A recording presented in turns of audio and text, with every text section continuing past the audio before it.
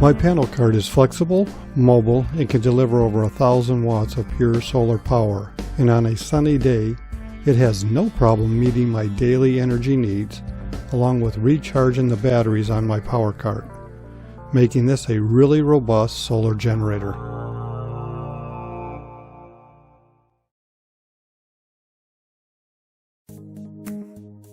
Let's talk about my system. I am not going to show you how to build a portable storage system. There are plenty of excellent how-to videos out there. But rather I want to show you how I utilize my system day to day and its benefits and limitations. I'm going to do this so that you can make an educated decision as to whether or not it's something you might want to build or even purchase an off-the-shelf unit. You should not think of your portable solar systems as a means of saving money. You need to think of it as a security and convenience system, just as you would consider purchasing a whole house or a gas-powered portable generator. But unlike those generators, if you plan correctly, you can use it every day with minimum wear on the system. The first thing you need to do is determine your budget and your requirements, because to me they go hand in hand. Knowing how much you are willing to spend will determine what requirements you can meet.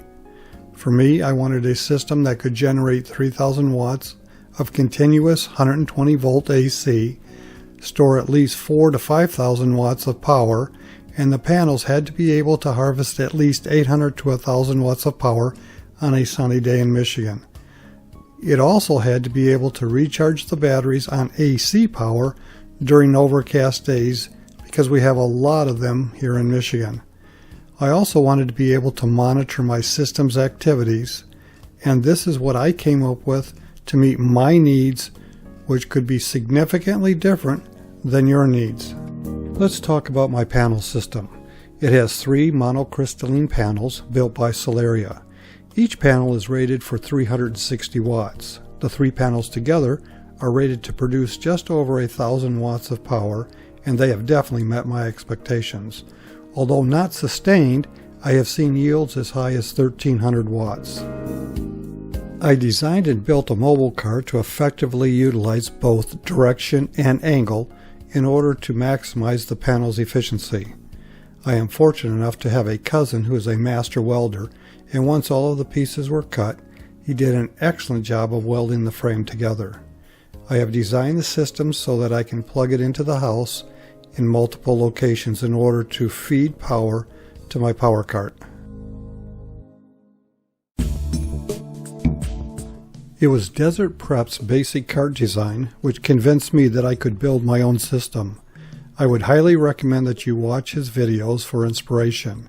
His designs are sound, and if you want to deviate from the component list and you are unsure about putting together a match system, I would recommend that you reach out to either Light Harvest Solar or Solar Biz. Both of these companies will design and sell you everything you need to build a balanced system that will meet your needs. And both of them will provide you with excellent technical support during and after your build. Now let's look at my power cart.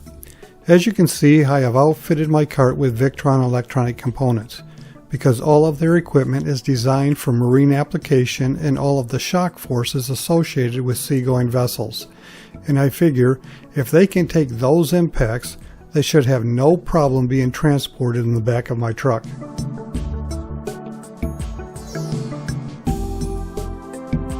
The panels provide power to the Victron 250 volt 150 amp MPPT charge controller with 3 MC4 inputs, which provides for some growth in my power supply.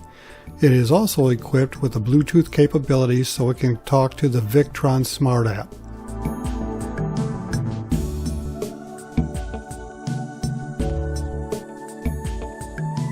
The positive line of the charge controller feeds into a consolidated bus, which ties the charge controller, inverter, and batteries together.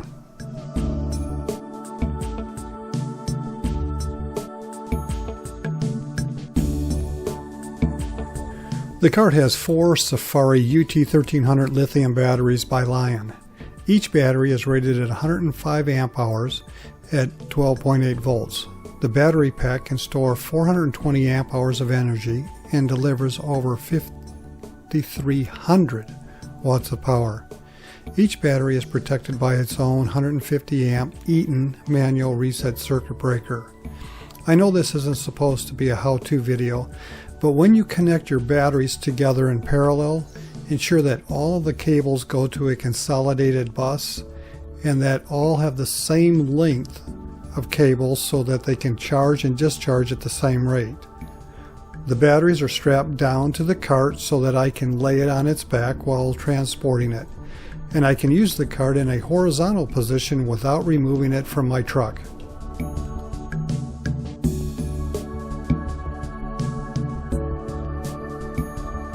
Also coming off the positive bus is a 4-aught cable which feeds power into the 3000 watt Victron Plus inverter, which has a built-in AC charger.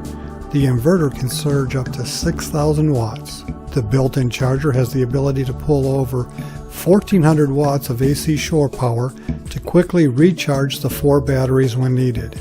Connected to the inverter is a VE Bus Smart dongle, so the inverter can talk to the Smart app.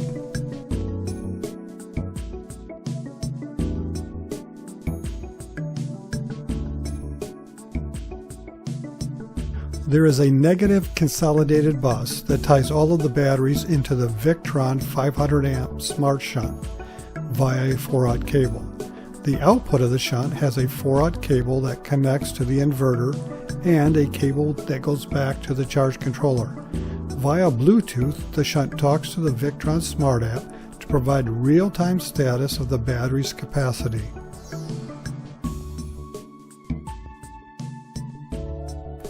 There is a 120 volt AC male receptacle that is wired into the MultiPlus inverter to supply shore power when needed. This receptacle is safety protected in the MultiPlus system, so no AC current ever flows out to this receptacle. It provides over 1,400 watts of power back into the batteries for fast recovery. The MultiPlus also allows AC current to pass through the system if power is needed on the load side of the inverter.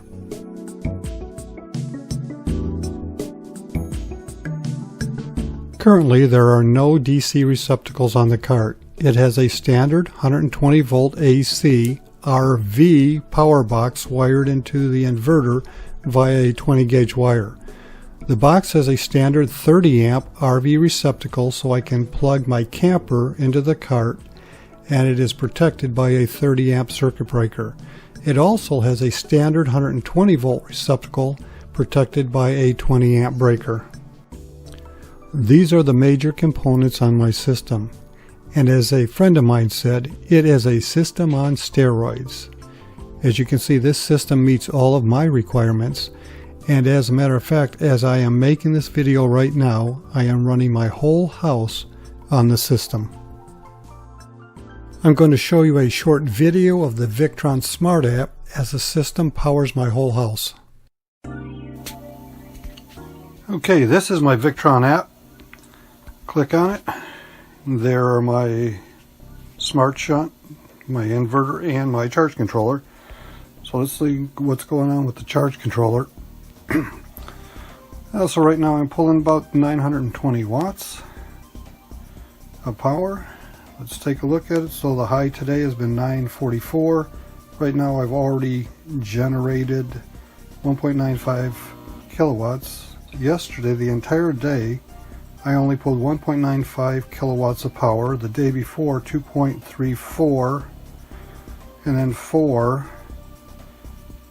And so already today, so yesterday was a terrible day for solar. It was extremely overcast. So right now I'm still pulling 920 some. Let's see what my load is on the system. Right now I'm pulling 567 watts of output. Like I said, I have my entire house running right now. Got a couple refrigerators that are probably running upstairs. And let's see what my Smart Shunt says we got going on. My batteries are at 78%. I'm putting 230 watts into the system, and it's telling me that if everything remains the same, then I can basically run this indefinitely.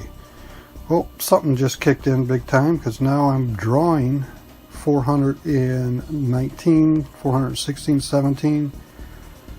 So, it drops back down. So a big motor just kicked in, probably, probably my sump pump just kicked in. And as you can see, it ran for a bit and then shut right back off. And now I'm right back. So you can see the surges. And we'll go back, and that's the SmartShun application. I power this refrigerator and freezer along with everything else in my garage continuously when there is adequate sun.